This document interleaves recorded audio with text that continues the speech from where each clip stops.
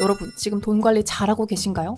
적당히 먹고 살만한데 나 정도면 평균 정도 되지 않나? 하셨다면 이 영상이 재밌을 겁니다. 진짜 평균을 알려주는 지표들 여러 가지 알려드릴게요. 요즘 사람들의 순자산, 소득, 평균 자가 보유율까지 생각보다 충격적일 수 있어요. 이 영상을 보고 나면 내가 어디에 속하는지, 내가 어떻게 평균을 넘어설 수 있을지 알게 될 겁니다.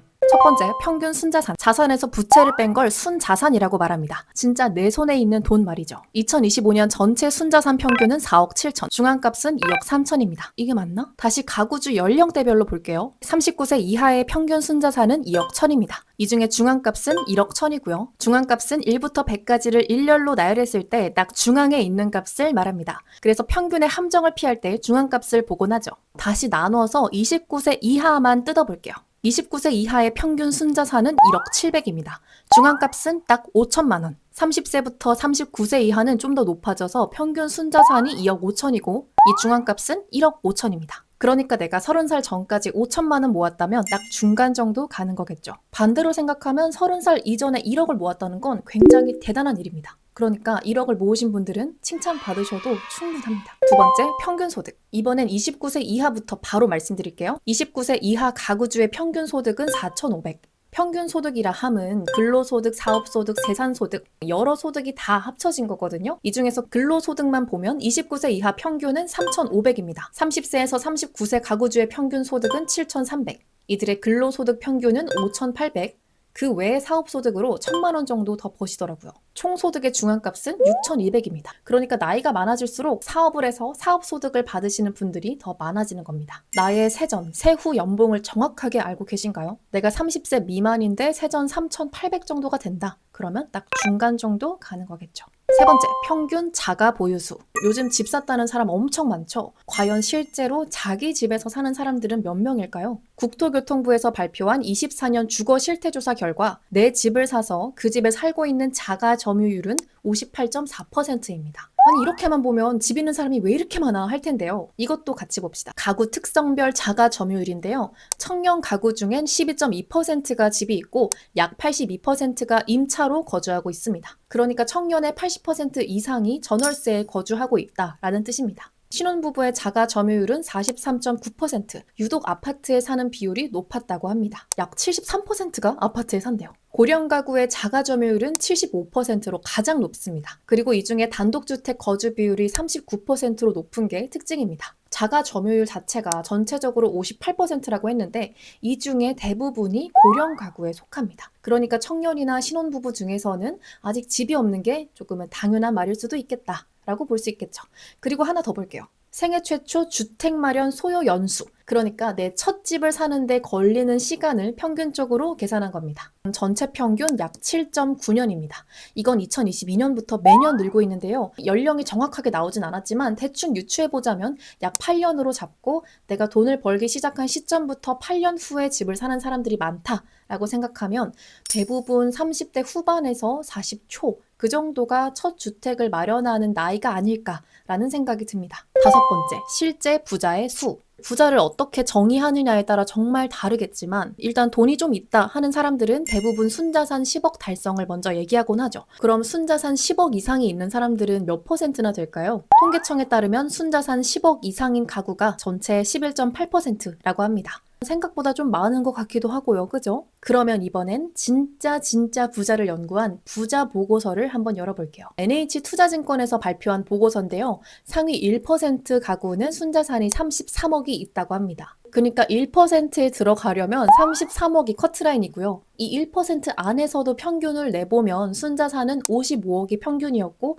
중앙값은 44억이었다고 합니다. 대부분은 부동산의 약 80%의 자산이 있었고 자산으로 돈을 번 재산소득이 38%나 됩니다. 저희 같은 일반인을 포함한 전체 가구의 평균 재산소득이 7.8%인 걸 보면 부자들은 정말 돈으로 돈을 버는 게 맞는 것 같습니다. 여섯 번째, 평균 금융 이해도.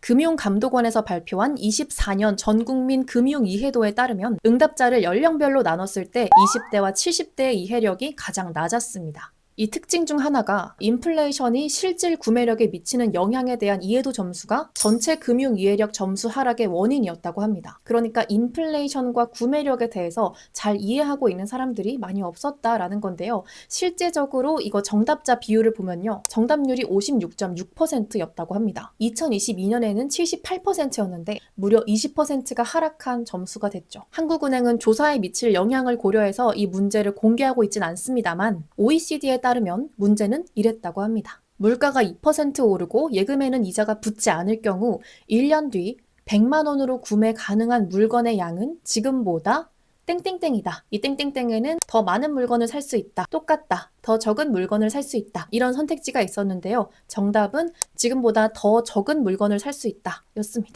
혹시 이해가 되시나요? 아직 되지 않으셨다면 EBS나 KBS에서 한 인플레이션 다큐 하나 보시는 거 추천드립니다.